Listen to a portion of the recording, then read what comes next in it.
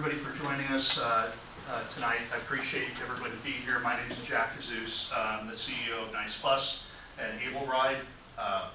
Tonight we have a short presentation about our operating budget for 2024 and our capital plan, and then some additional information about service that will start here at the end of May. In the room, we have a full contingent of board members, and I certainly appreciate all your service and you being here today. It's an important day for us here. We also have a large contingent of staff, directors, and managers from our team that's going to help me answer any questions that you might have. So if it's okay with Mr. Gallagher, I could go ahead and start with the presentation, if that's okay with you. Okay, I'll call the meeting to order and I'll just do the roll call. Jacqueline D'Agostino. Present.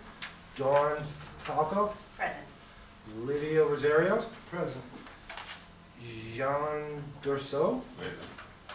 Joel Burse. We have a quorum and may conduct business. Excellent, good to hear. Thank you very much. Like I said, I have a short presentation. Yes, I'm sorry.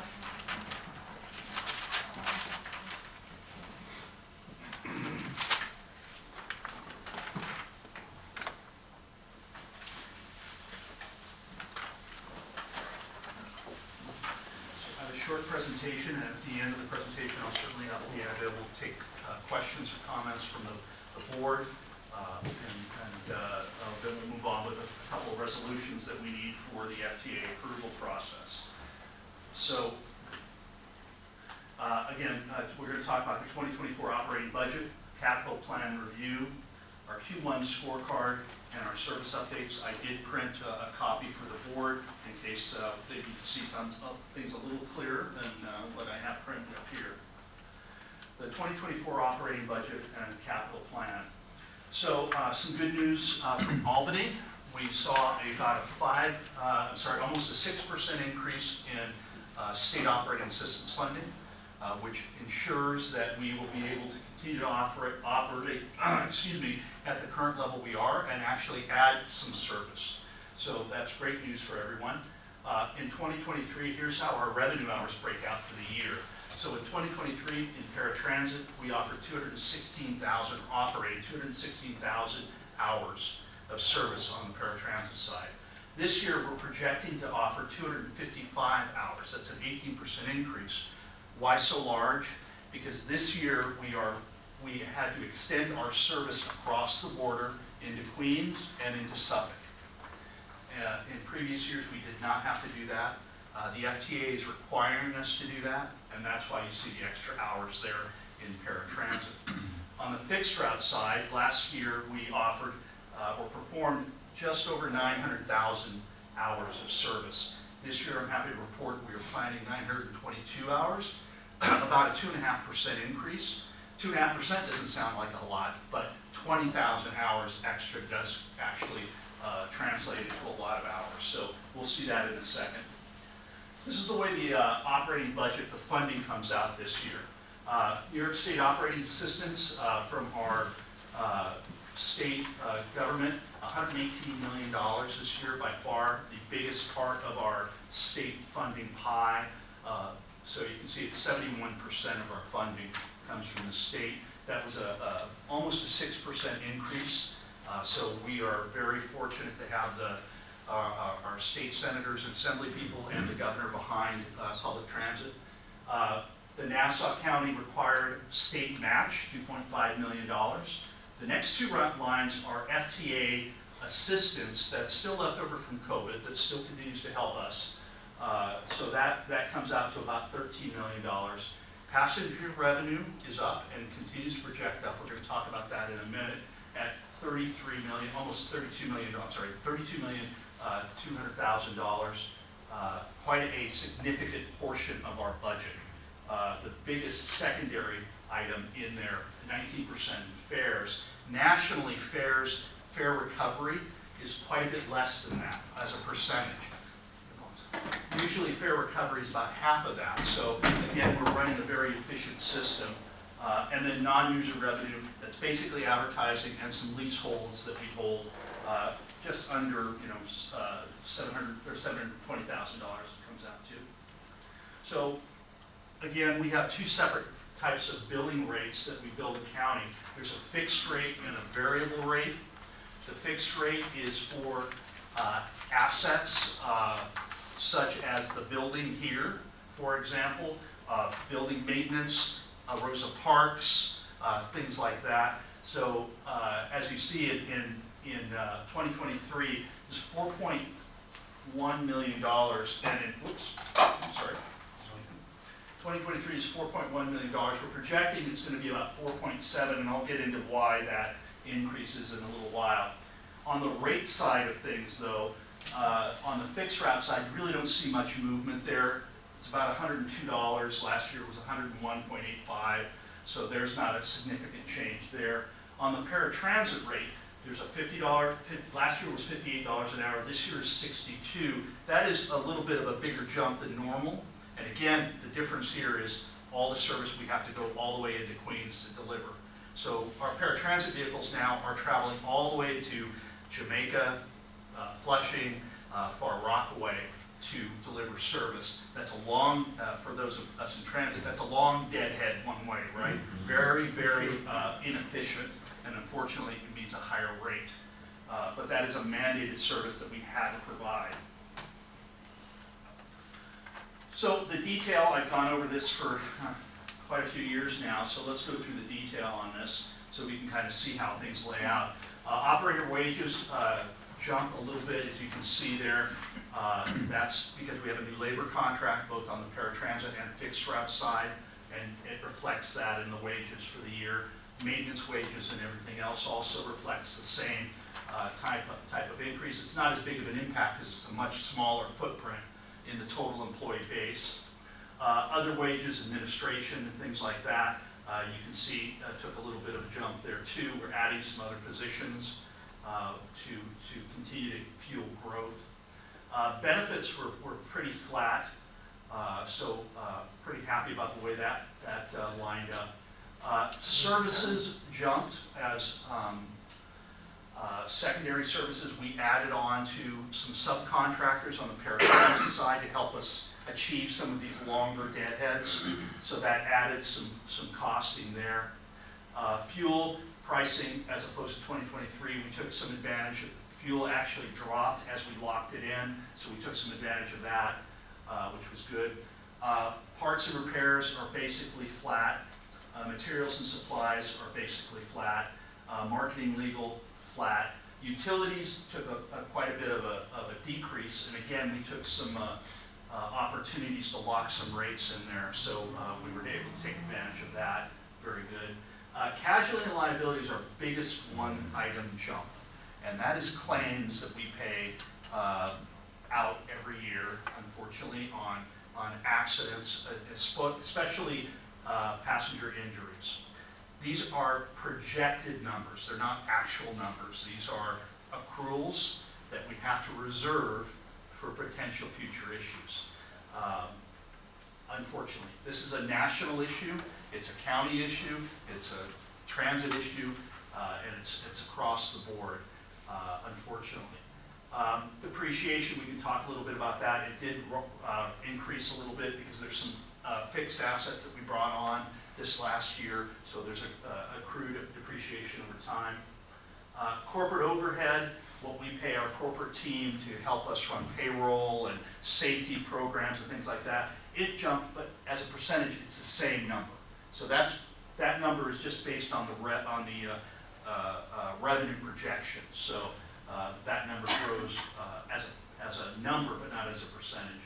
Margin at risk dropped down a little bit. We have some, with the new contract starting, there's a ceiling that we can earn potentially, and that ceiling got lowered, and so that's why you see a change there. So in 2024, our budget goes from 152.9 to 167, and again, the majority of that is made up by the additional paratransit service. But we're going to see how it manifests itself in the fixed route side here in a second. So on the capital plan side, I'm going to show you the capital plan is in your, and you're going to see it, it's in your decks, but there's the detail. These are the highlights of the capital plan.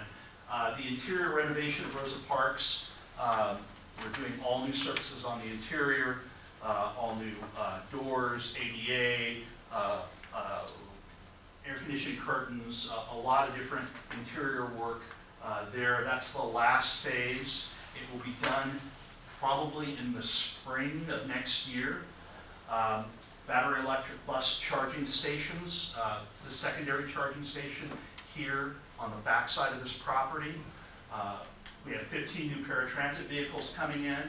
We have 41 new compressed natural gas buses starting to be delivered Q4 of this year. The CNG island here is going to get an upgrade.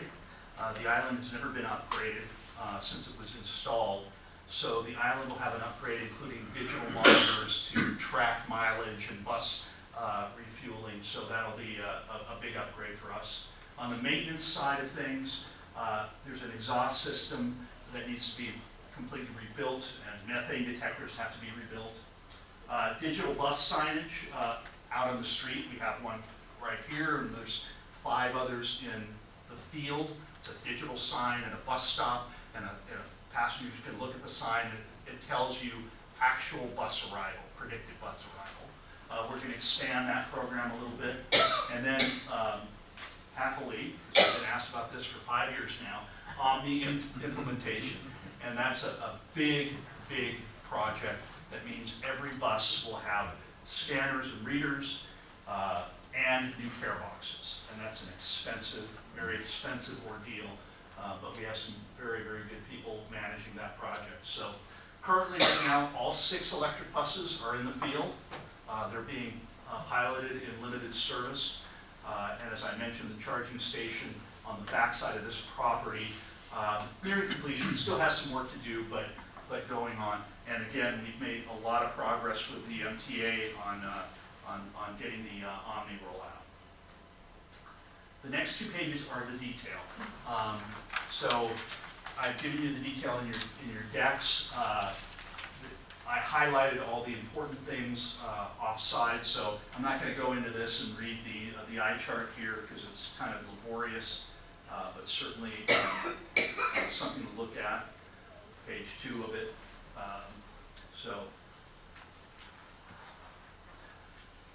So that's the capital plan and the operating budget proposal. We're going to get on to how it manifests itself through the scorecard and through our service updates. So on our scorecard for Q1, let's go through every piece of it. The fixed route on-time performance goal is 75. Currently, we're running about just short of 92% on-time performance. I'd love to see that number get to 94, and my operations team will cringe every time I say that. 92 is pretty darn good, but we want to do better than that, obviously. Missed pullouts, our goal is 0. We've had, again, we're allowed a range there, and less than 1% less than 1/4 of 1% of all our pullouts we did not make on the fixed route side, so very, very little. On the accident ratio, we're a little high, but we're still within range. So on the fixed route side, we ended up with a $5,000 incentive. I would remind everybody that we don't really see this money. It's just credit debits. There's no money to. Sorry. Yes, there's no money exchanged. It's all just credits and debits. On the paratransit side, on our call answer ratio, as you know, all our clients call to book appointments. The goal is to always answer those calls with, as quickly as we can. We have a lot of hang-ups, that kind of thing, but our goal is to answer 90% of the calls that come in. We're actually just under 92%, and I think we're trending closer to 94 right now. On-time performance, 85% goal. We're now at about 87.53. Again, remember, we're running service all the way into Queens and still running almost a 90% on-time performance on our paratransit side, so very happy with that. Missed pullouts, the same thing, less than 1/2 of 1%. On the paratransit side, just remember, no one misses a trip. We don't miss a trip. If we miss a pullout, it just means it didn't get out the gate within our 5 minutes. that we allow for that. Our accident ratio has come into line more recently. It's still a little high on paratransit, outside of the range, 1.23 accidents per 100,000 miles, so it's a $5,000 payment. And then our productivity, 1.4 passengers per hour on the paratransit side. We're at 1.34, again, still within range. So the quarter basically is a wash. Yes, Joel? In the footnote B here, it's an incomplete sentence. What's missing? Oh, I'm sorry, I must have cropped it off. Defined as missed trip divided by the total scheduled trips. A missed trip does not mean, okay, I'm sorry. A missed trip does not mean the passenger did not receive transportation. As the trip, the missed trip definition is the vehicle hasn't left the depot on time. It does not necessarily mean a client missed a trip. Okay. So here's the fun part.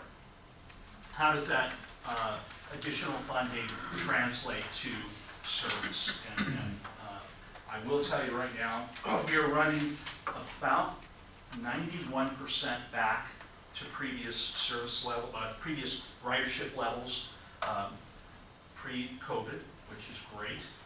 70,000 trips a day. Saturday and Sunday is actually ahead of pre-COVID levels. So Saturday and Sunday ridership is way, way high. So we're missing about 9% of those riders. You know, where did they go? Where are they? And what we really have determined that they really are train connection riders. Long Island Railroad, I believe, is at about 65 or 70%, maybe. And so that connection is where we think we're missing those riders. But they're coming back. Able Ride is roaring back. It's paratransit is 105% of previous. So we're doing about 5,500 trips a week in paratransit. But again, 70,000 trips a day on the fixed route side, that's still a pretty substantial amount of numbers. So as our strategy has always dictated, that the best thing we can do for our riders is really increase our frequency. So with that, this is what we are proposing for or what we're implementing for beginning at the end of May on through. So on the N1, we're going to put an extension serving the UBS Arena during the weekdays. That's been asked for by the Elmont Group, so that's going in, so you'll be able to get service there. N21, we added peak Sunday service. There was no Sunday service on the N21, so now we have peak service. N24, we've increased weekday frequency. N25, we're going to increase weekday peak hour frequency so commuters can get to where they go and they have to wait for a bus. I'm excited about the new N31X. It is a new express service. DeFar Rockaway, that's pretty exciting. N35, we've increased the Sunday frequency there. Again, supporting those weekend travelers. As I said, we're well beyond previous on weekend. N58, again, increased weekday peak hour frequency. N70, 71, increased weekday frequency with extended evening service all the way to 10:30 p.m. And then the Elmont Flexi, we've increased midday frequency and extended evening service till 9:30 p.m. And then we'll also extend that service down south to connect with 3132. So some really great service improvements for this next quarter. This is the first set of service improvements. There will be others in the next 2 quarters that we'll talk about in the next meetings. We're still studying all the issues there, making sure that we have the appropriate staffing to get those things done. So I'm very, very happy with our increased service that I think is really going to serve our communities well. So special services, just so to let everybody know, we are going to serve the Long Island, we did serve the Long Island Marathon with chase vehicles. We have air show coming up, we have air show service, that's great. Games for Physically Challenged, this is our 12th year, May 31st to June 1st. New thing this year that we're still trying to get our arms around, this World Cup cricket tournament. Huge event. It's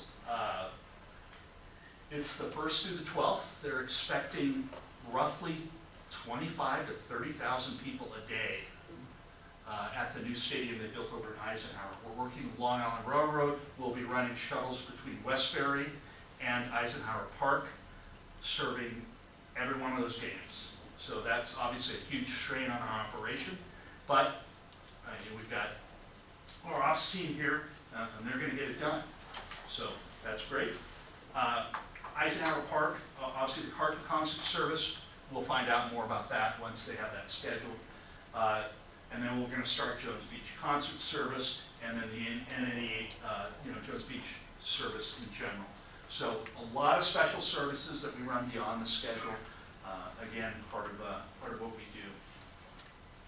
So that's all I've got as far as our presentation goes. Mr. Gallagher, if it's okay with you, if any of the board members have a question, I'd love to answer them. Sure.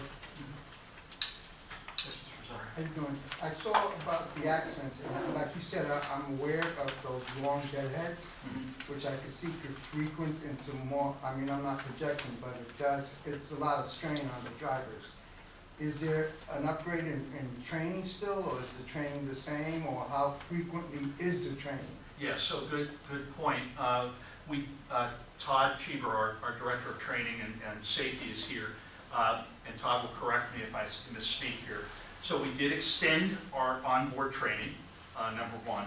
Number two, we've added things like night training, to driving at night, and then we have refresher training.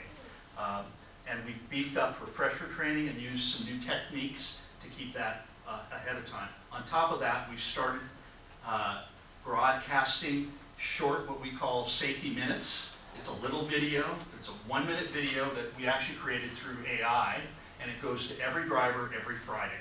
And it kind of reminds them of different techniques, best practices, vision, things like that. Additionally, Mr. Rosari, we are going to be the first complete fleet in the system that's going to deploy digital mirrors. So these mirrors replace the hang-off mirrors that come off. Those mirrors will come off. The digital mirrors have already been installed. They improve night driving. They improve rear vision. They're a huge increase in safety vision awareness around the vehicle. So all those things together, I think, will help. But I understand your point, because a lot of accidents happen during deadheads. And we're watching those data points very closely. Are you there? I think we're going to have to go back to school. Drivers. Wait, you said we, you're French? We ain't coming back. I'm done.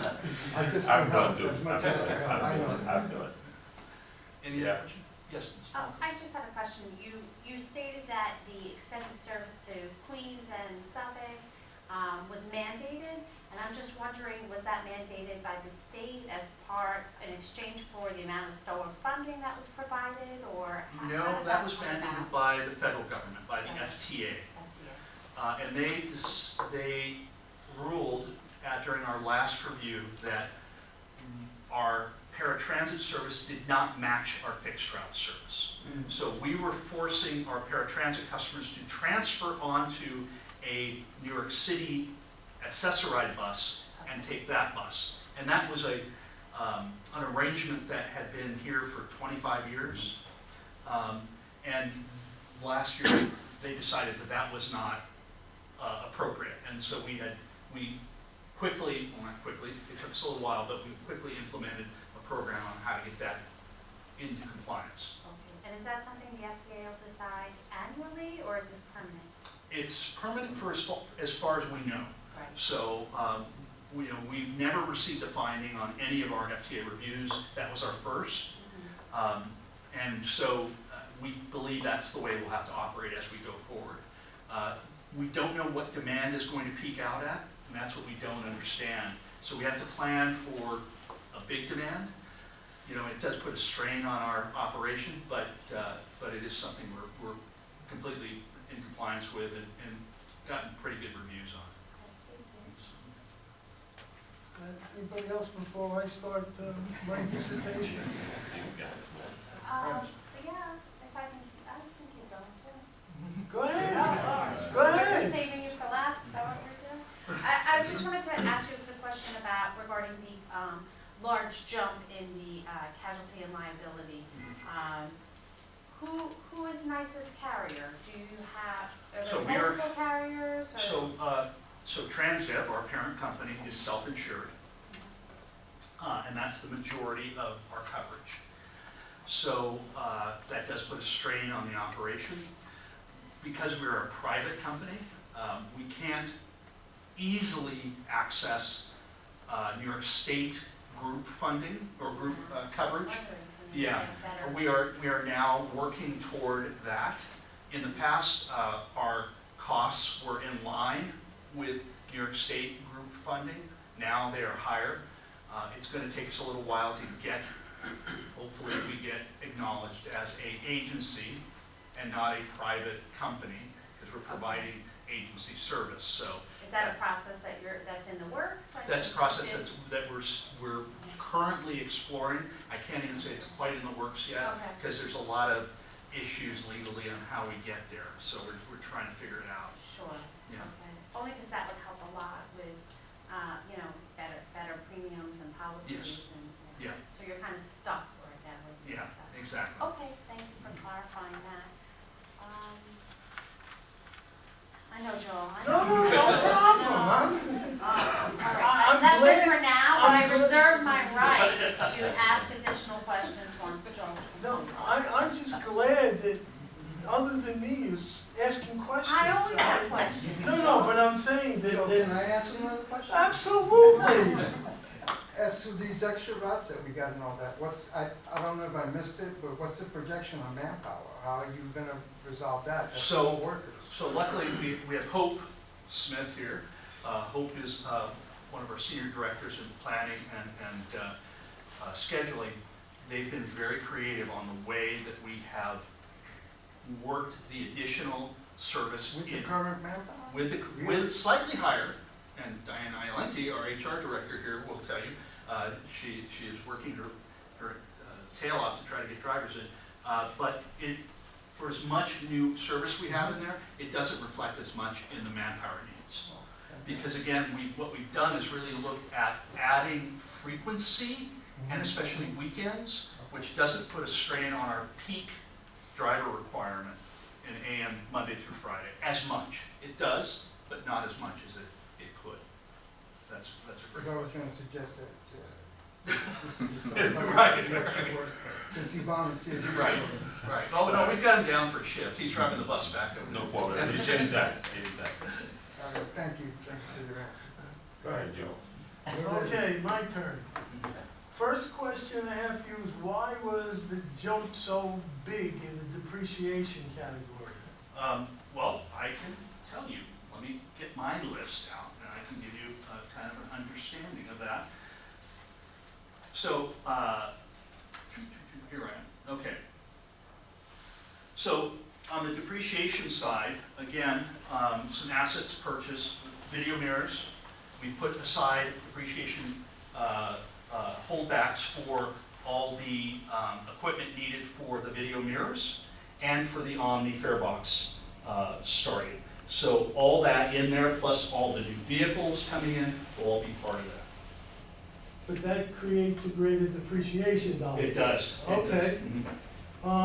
Since you just brought it up, the MTA's been talking that they're still delaying their Omni installation. How are you so positive on us doing it? I tend to be a positive guy. You are the driving force, the county exec said so.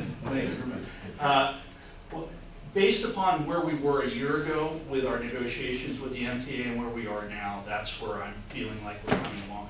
And it's getting to the point where now really the MTA doesn't have as much to do with it. It's really a hardware issue and a software issue. And we're dealing with the hardware and software issues directly with the manufacturers. So that speeds things up. Okay, Which I'm still saying, I'm not saying it's going to come this year, but what I'm saying is it's moved along quite a bit further than it's so in has other been. words, when they finally get their act in order, you're ready. We're ready, yeah, yeah. That's a good thing to Yeah. hear. All right, the 99 Station Plaza project over in Hicksville, have they cooperated with talking to you about bus stop changes or anything like that yet? Not yet. All right, because I have been watching and I haven't seen too much disruption to the area. Yeah, I was in the initial discussions a few years ago, but they haven't really contacted me since then. Well, right now, they've only really done demolition and digging for the subterranean garages. Yeah. They haven't closed off stuff along the roadways. Yeah, so we still have some work to do there. All right, well, I'm gonna be having a meeting that includes them in the next week or two. so Great. I'll know to try it. Yeah. Hopefully my last thing, Okay, with the cricket games. yes, Being on the police commissioner's community council, I've been privy to a lot of the things they're talking about, major plans and problems. And that includes that Eisenhower Park's gonna be completely shut down and they're gonna wanna shuttle everybody in. Are you involved with Beyond the Westbury Station Yeah, and the so we're- additional service? yeah, so we've been working with the PD also. We're gonna come all the way into Park Street, is it, Randy? The aquatic center. Aquatic Center, right into the Aquatic Center, and drop off in a loop and head back out. We're picking up in that same loop. But what other locations in the Westbury Station? That's have it. they- That's Because it. I had heard something about using the Coliseum and other stuff We're like that. dropping off where we're dropping off. The Coliseum may be a secondary point, but they are going to security screen everybody at the The Aquatic Center. At the Aquatic Center, right.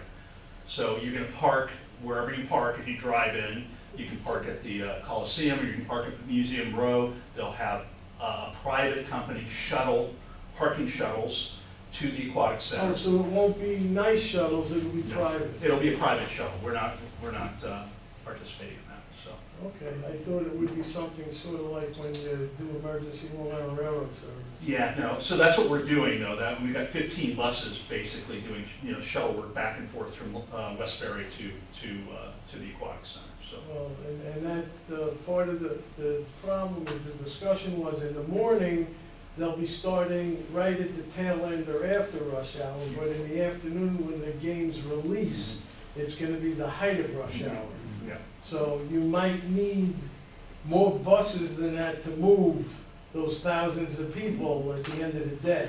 Yeah, so. But I'm just saying to think ahead of them when they start telling you and then looking at, hey, the buses didn't get us. No, that, Yeah. can't allow that. Yeah, well, we're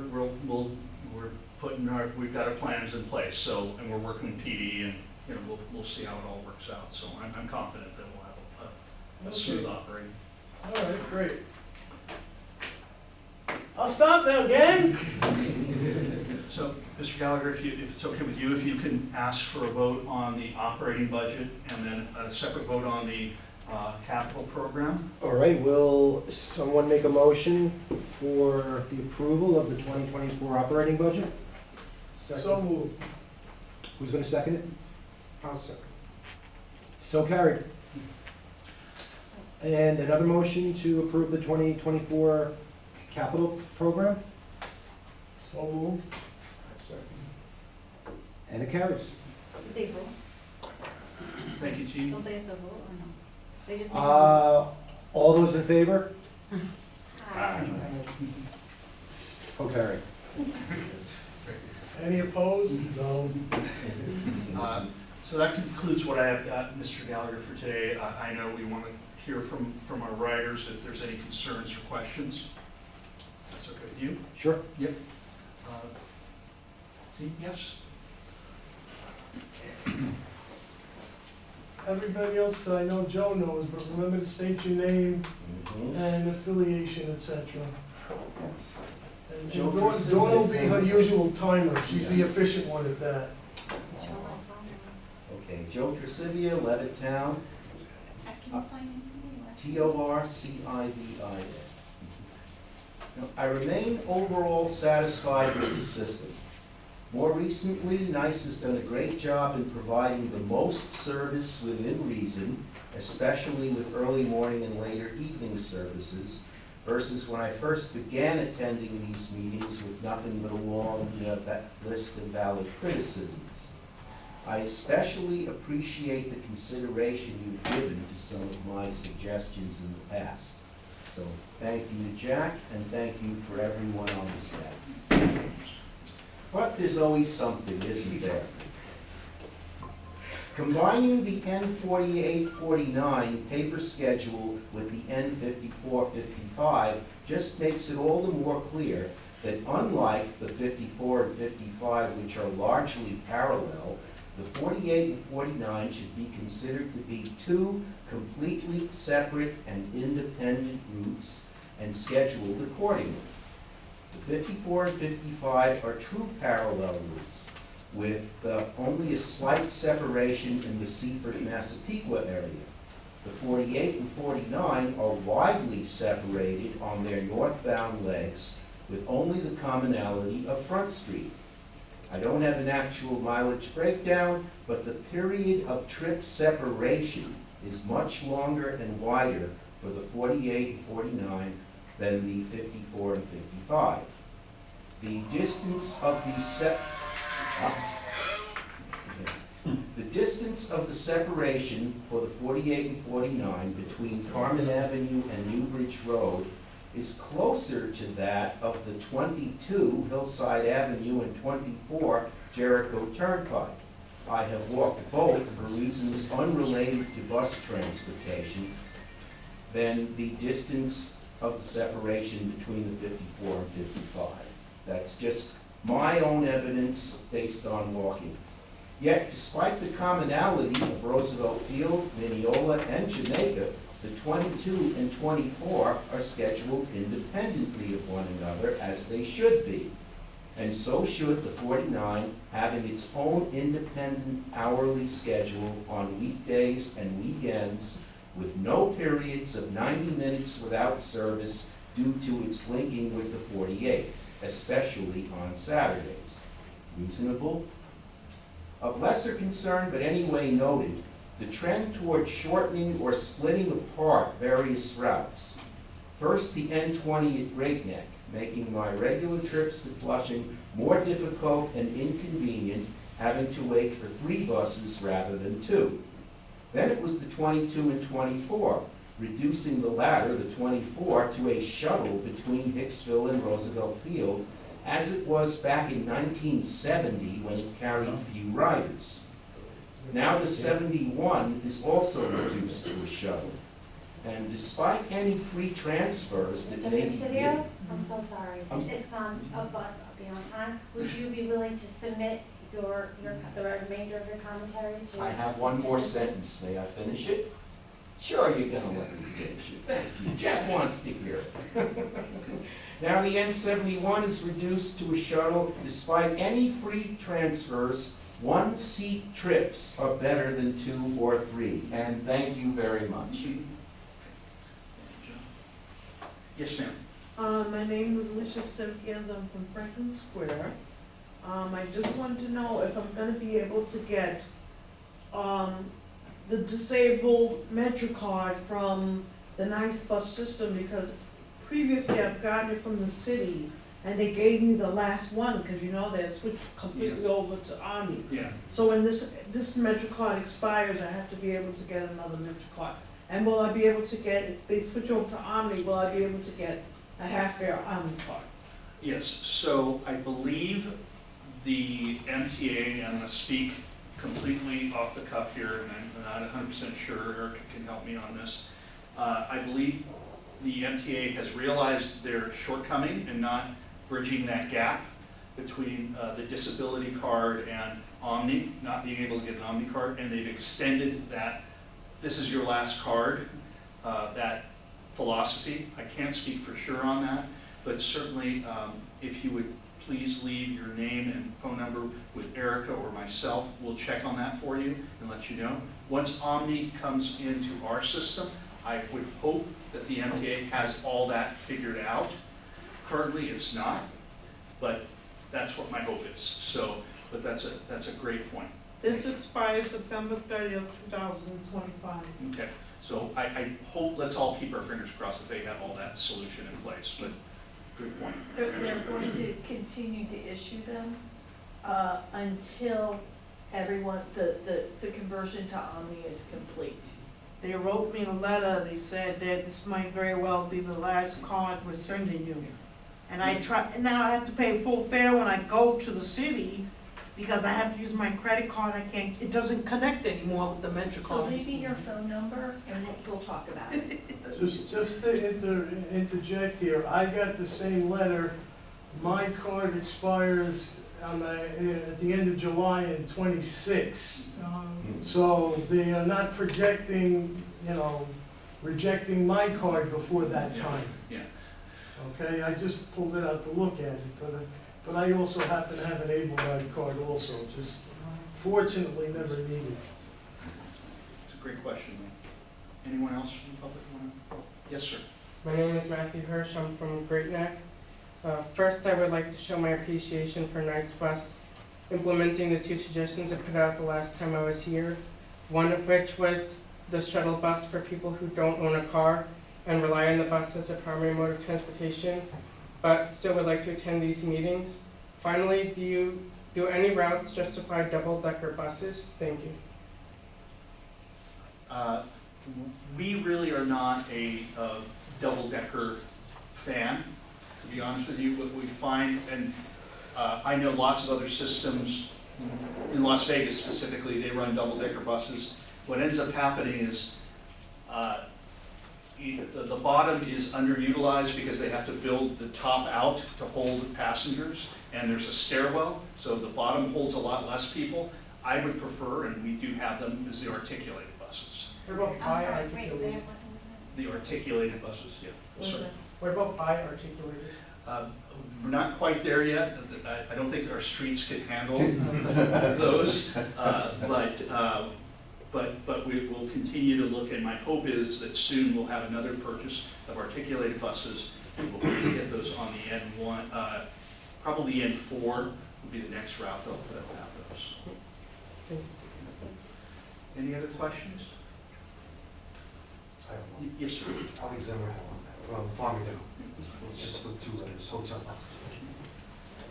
Thank you very much, everybody, and nice for having the service. And we do take it occasionally, not today. Don't kill me for this, I drove. Couldn't go to swing me at Sunday, it's in 2.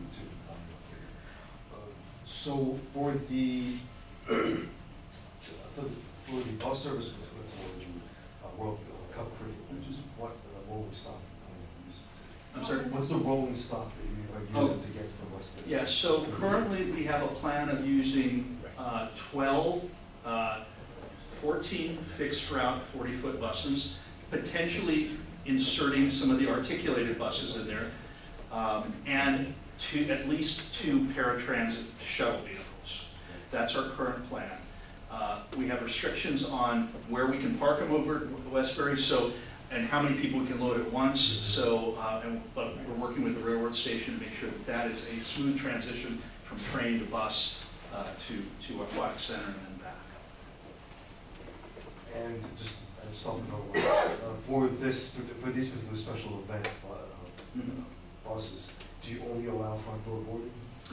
We're going to allow both door boardings because we're going to gate everybody before they get on the bus. So everybody will be paying a fare before they get on the bus, and then we'll open both doors and everybody will. Similar to what LA does. Yeah, exactly.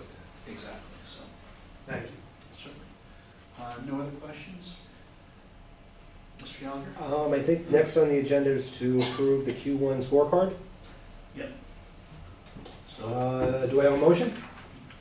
So, what did you say? I'm sorry. The Q1. A motion to approve the Q1 scorecard. I motion. So, I second. All those in favor? So carried. And we need to elect the chair. so I'm not gonna nominate myself. I'm nominating Ms. Falco.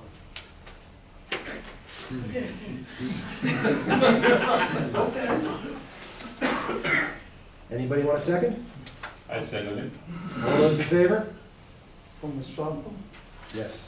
Aye. So carried.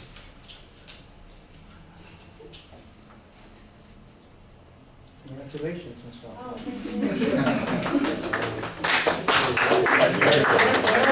Call the county executive order every week and scream from them. One more thing that was explained to me, I don't know, are you aware that, the system that's gonna be, is the chair until, or is the chair, The chair is in place for 1 year. that's what I'm saying, you With need it. to explain all this. Yes, the chair is in place for 1 year and pursuant to the charter, I believe, or actually, the rules of procedure, the chair is elected annually at the first meeting of the year. And there can be officers too, but that's not mandatory, that's up to you guys. And I'm sorry to keep you again for the only question, are we looking to enlarge the board so that as to we could have quorums when emergencies arise? Like last time Absolutely. I got sick and we didn't have a quorum, so what is the procedure to get more Well, candidates to be on the board? the legislature has appointments, both the minority and the majority, as well as the office of the county executive. So we've been in discussions with them, and hopefully the appointments will be forthcoming. That'll be great, because it puts less, like was said by Mr., I'm sorry for that name. I'm just kidding. But the pressure is less, you know, when we, I I mean, we agree do have with you. families and these meetings do come up at certain time of the year. I was ill last time, I apologize for not being here, but this puts less pressure on each board member that if things arise, we'll still be able to carry on. Absolutely. We've flagged this to both the majority and the minority legislature, as well as to the county executive. And with that, I appreciate, this is one of the best board meetings that I've been to in a lot of years. And hearing that you're expanding the service and how the service is doing, your performance. So I guess an accolade is due, and I appreciate NICE's service and to all the employees, all the members there. Yes, I so appreciate it. With that, I Okay, motion to adjourn, anyone? I motion to adjourn. Second. All those in favor? Aye. So carried. Excellent. Thank Thank you very you, much, everybody. everybody, for your service. Thank you. Thank you.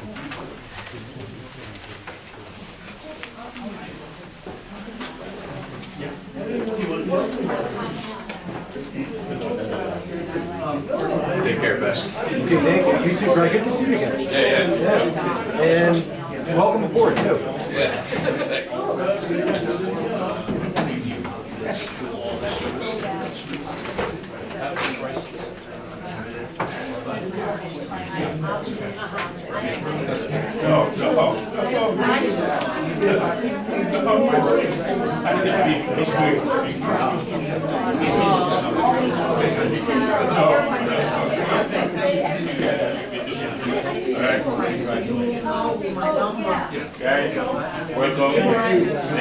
It's a busy job. It never stops. It Tell doesn't me sleep. about it. Pleasure. Very nice to meet you, too. Thank you very much. Yeah, I've been trying. Thank you so much. I've got the shuttle is coming. It's Yes. not. It's